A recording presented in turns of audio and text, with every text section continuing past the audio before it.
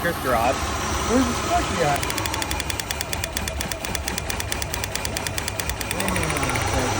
See that one? Did you hear it? Yeah, Pretty yeah. good. A little bit from there. Okay, so now what we're going to do, I can get that one back on there.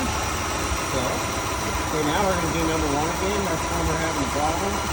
Watch, it doesn't do anything. See how the engine's on or the engine doesn't shake any worse? That's how you know that's the good cylinder. Oh, there you go.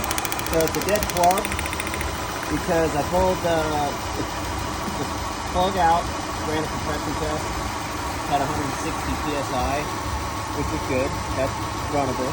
And then inspected the coil, ran this coil test. Obviously you're seeing it spark, right? Yeah.